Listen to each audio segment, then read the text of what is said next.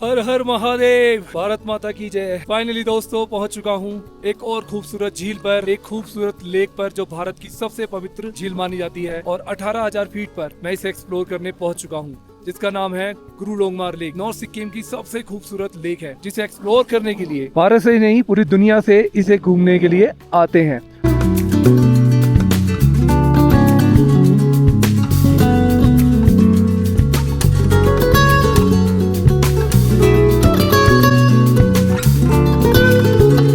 North Sikkim Bharat का सबसे खूबसूरत और हरा भरा राज्य है, जिसे एक्सप्लोर करने का सपना सभी एडवेंचर और ट्रैवलर्स के लिए होता है, जिसे मैंने 2025 में पूरा किया। मेरे इस खूबसूरत सफ़र की शुरुआत होती है दिल्ली एयरपोर्ट से बागडोगरा एयरपोर्ट के लिए, जिसे मैं 2 घंटे में पूरा करता हूं। और उसके बाद एक एप्लीकेशन विज़राइड की मदद से एक शेयरिंग टैक्सी बुक करता हूं बागडोगरा से गैंगटॉक के लिए, जिसकी मदद से मैं 5 से 6 घंटे में आसानी से गैंगटॉक पहुंच जाता हूं। गैंगटॉक में पहुंचने के बाद एक नाइट हॉस्टल में बिताता हूं, जो प्री बुक्ड होती है, और साथ में एक ट्रैवल एजेंट की मदद से नॉर्थ सिक्किम का एक नॉर्मल बजट पैकेज ले लेता हूं, जिसकी कॉस्ट आती है लगभग 5,000 रुपीज़ फॉर 3 नाइट्स। और अगले दिन मैं निकल पड़ता हूं नॉर्थ सिक्किम की खूबसूरत सफ़र की तरफ, जो एडवेंचर और थ्रिल से भरा हुआ था। शेयरिंग टैक्सीज वगैरह का इस्तेमाल कर सकते हैं। तो शेयरिंग टैक्सीज नॉर्थ सिक्किम के लिए अर्ली मॉर्निंग 7 बजे से 8 बजे से चलनी स्टार्ट हो जाती है। तो मैं निकल रहा हूँ अब यहाँ से। मेरी गाड़ी बुक है, ये वाली गाड़ी है। तो चलिए सफ़र की शुरुआत करते हैं।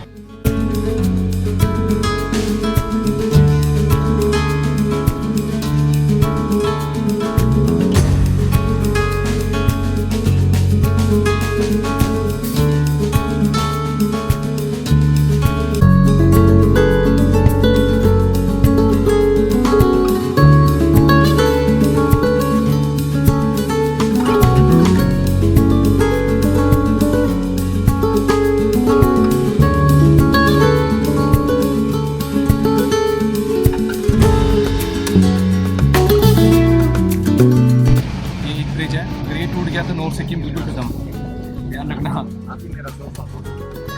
नॉर्थ सिक्किम को एक्सप्लोर करने के लिए इस ब्रिज का बना रहना बहुत ज़्यादा जरूरी है। तो गाइस वेलकम टू डोंगली। तो ये जगह जो है, इस लोकेशन का नाम है डोंगली, और ये नदी है जो बह रही है, और उसके बगल में है 77 कैफ़े।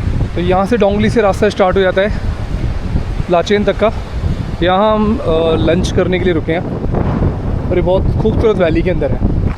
तो चलिए लंच करते हैं 77 कैफ़े के अंदर, उसके बाद हम निकलेंगे लाचेन के लिए।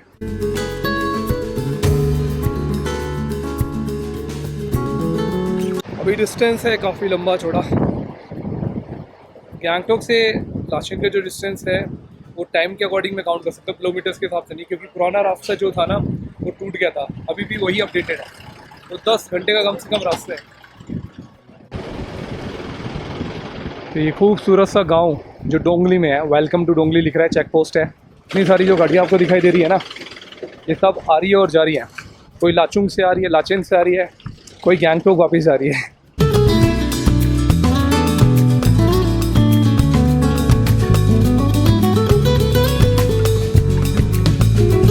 सामने जो है ये पुराना ब्रिज है, तो शायद अब यूज़ नहीं होता, पहले यूज़ होता होगा। तो भाई इस समय हम डोंगली में हैं, और डोंगली में हमने लंच वगैरह कर लिया है, सिंपल खाना। और डोंगली और गैंगटॉक का डिस्टेंस जो है वो है 42 किलोमीटर्स का, जो 1.5 से 2 घंटे का होता है। तो अर्ली मॉर्निंग निकलोगे तो जल्दी आ जाएंगे, लेकिन थोड़ा सा लेट निकले थे। यहाँ से एक लंबा डिस्टेंस तय करना है 120-130 किलोमीटर का, जो लाचेन का है, और वो काफ़ी लंबा सफ़र है। जो पुराना रास्ता था मंगन जाते हुए, वो रास्ता पूरी तरीके से 2023 में ख़त्म हो गया था, जिसकी वजह से जो डिस्टेंस है जो दिखा रहा है अभी मैप पर, वो पुराना ही अपडेटेड है, नया वाला अपडेटेड नहीं है। तो हम नए वाले रूट से जा रहे हैं। तो ऐसे ऐसे छोटे छोटे आपको रेस्टोरेंट ढाबे टाइप के मिलेंगे, आप रुक कर खाना वगैरह खा सकते हैं, फ्रेश हो सकते हैं। और डोंगली में जो ये रिवर ब्रिज है, ये रिवर ब्रिज देखने वाला है। हवा चल रही है, गर्मी हो गई यहाँ पर, अभी गर्मी है, और ऊपर की साइड में ठंडी हो जाएगी, क्योंकि ऊपर टेम्परेचर अच्छा खासा है, मेरे को बता रहे हैं जो भी लोग आ रहे हैं। और बारिश हो रही है ऊपर लगातार कंटिन्यू, इसकी वजह से पानी भी इसका मटीला आ रहा है। इसका नाम डोंगली है, यहाँ लिखता है वेलकम टू डोंगली। और ये जितनी भी गाड़ियाँ जा रही है लाचुंग या लाचेन जा रही है। और रिवर साइड कैफ़ेज़ वगैरह बने हुए हैं, और ये एक खूबसूरत सा गांव है यहाँ पर। तो अभी बस निकलने का समय है और निकलेंगे फिर लाचेन के लिए। और कितने किलोमीटर है ये तो मुझे भी एग्जैक्ट आइडिया नहीं है। चलो चलते हैं, सफर को और ऊपर लेकर चलते हैं। नॉर्थ सिक्किम पहुंचने का रास्ता जितना लंबा है उतना ही खूबसूरत भी। हर मोड़ पर एक नया नज़ारा, हर पहाड़ी के पीछे एक नई कहानी। रास्ते में तेज बहती हुई तिस्ता नदी और छोटे छोटे झरने और वो घुमावदार सड़कें एक अलग ही अनुभव दे रही थी।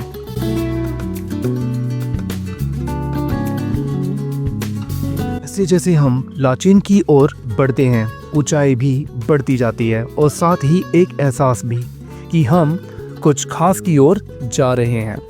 बादल सड़क को छूते हैं और पहाड़ जैसे कान में आकर फुसफुसाते हैं, बस थोड़ा और, मंजिल पास है।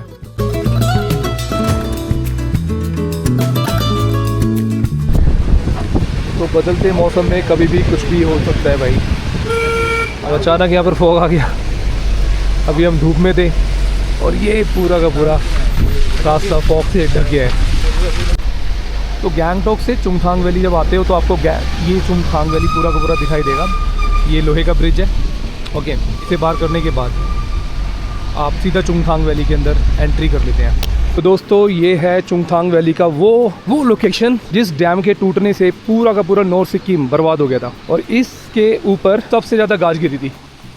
आज क्या है, 2 साल बाद इसकी कंडीशन आप देख सकते हैं। आज भी इस डैम को देखते हैं ना लोग तो डर जाते हैं। वो पत्थर देखो कहाँ से आके गिरा होगा यार।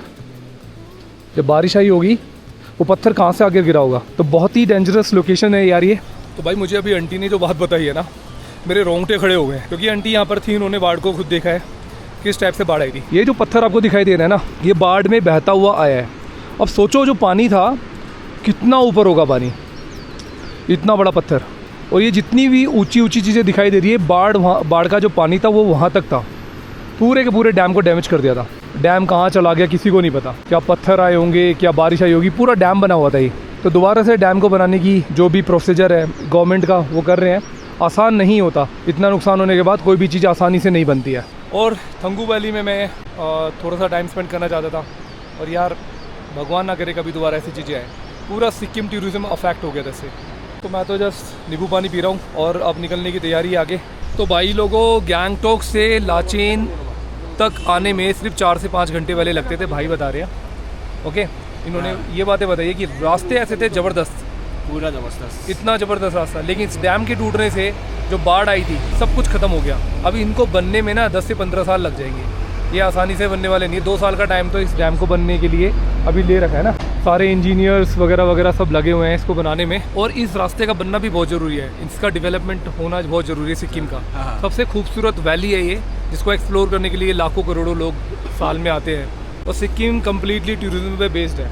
वैली को जैसे ही हम पार करते हैं बारिश शुरू हो जाती है और रास्ते सच में बहुत ही डेंजरस शुरू हो जाते हैं।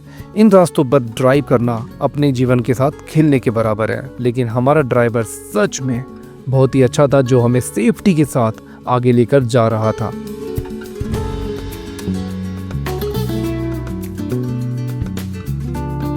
जैसे जैसे हम लाचेन की ओर बढ़ते हैं, ऊंचाई भी बढ़ती जाती है और साथ ही एक एहसास भी कि हम कुछ खास की ओर जा रहे हैं। बादल सड़क को छूते हैं और पहाड़ जैसे कान में आकर फुसफुसाते हैं, बस थोड़ा और, मंजिल पास है। भाई अब हमारा खाने का टाइम हो गया, रात को 10:30 बजे। लास्ट में हमारा नंबर आया है। अब देखते हैं खाने में क्या मिल रहा है लाचेन में। तो पूरे पहाड़ों में आपने देखा ना, मैंने कई बार आपको वीडियोस में दिखाया है खाना कैसे खाते हैं, यहाँ पर किस तरीके से खाना मिलता है। ये हमारे बैठने की जगह है। हर बार की तरह मैं उस लोकेशन पर फिर से आ गया। यहाँ से लकड़ियों के थ्रू खाना वगैरह बनता है और यहाँ से सारा धुआं बाहर निकल जाता है। और ये है भाई किचन यहाँ का। और आपको जितने भी पहाड़ों के अंदर जो भी रेस्टोरेंट मिलेंगे इस टाइप के किचन होते हैं। छोटे छोटे किचन भी होते हैं, तो बड़ा है फिर भी, क्योंकि ये होटल के अंदर है। वो कितना अलाइन करके रखे हैं देखो। हाँ, तो ये चीज़ तो हमने देख ली है। अब हम खाना भी खाकर देखते हैं कैसा है खाना। तो भाई डिनर में यहाँ पर दाल चावल सब्जी और सैलेड्स में आपके प्याज और मिर्ची है, अंडा है। जो अंडे खाते हैं वो अंडे खाते हैं। भाई दाल चावल सब्जी खा रहे हैं, प्योर वेजिटेरियन भाई है अपना। दाल ज्यादा हाँ, जरूर जरूर। अरे दाल ही नहीं डाल रहे मुझे। ए, थोड़ी सी दाल से क्या काम चलेगा, हमारे को दाल ज्यादा। हाँ बस है। हम नॉर्थ इंडियन हैं, हमें दाल ज्यादा चाहिए। सही बोला ना भाई, दाल चावल तो चाहिए चाहिए, इसके बिना तो जीना ना जीने के बराबर है। अंकल जी का नाम है छुट्टिम, भाई का नाम है सुरिन, और भाई ने हम लोगों को टेस्टी खाना खिलाया। और देखो जो इन्होंने हमें खिलाया है, उसके बाद ये दाल है, और यहाँ पे सब्जी और भाजी है, और ये ऑमलेट है। ओके, इनके अंदर सबसे अच्छी बात जो मैं देखता हूँ पूरे के पूरे तिब्बत और सिक्किम या आप लद्दाख या स्पीति में कहीं भी जाओगे, जब तक इनका गेस्ट खाना नहीं खाता है तब तक ये खाना नहीं खाते हैं। अब हम लास्ट थे, हम लोगों ने खाना खा लिया है, और अब उसके बाद ये लोग खाना खाएंगे। तो thank you so much for your hospitality. तो दोस्तों डिनर वगैरह हो गया है, लगभग 11 बजे का समय हो गया है, और सर्दी यहाँ पर बढ़ गई है। मई के महीने में हमारे को सबको 2-2 रजाइयाँ मिली है ओढ़कर सोने के लिए, और मुझे भी लग रही है ठंड। ठीक है, अच्छे सफ़र के लिए अच्छी नींद का आना बहुत ज़रूरी है। तो अगर मुझे कल अच्छा सफ़र करना है तो सोना बहुत ज़रूरी है। तो भाई मैं अब सोने जा रहा हूँ, अब तक के लिए गुड नाइट। मिलता हूँ मैं आपसे अगले ब्लॉग में।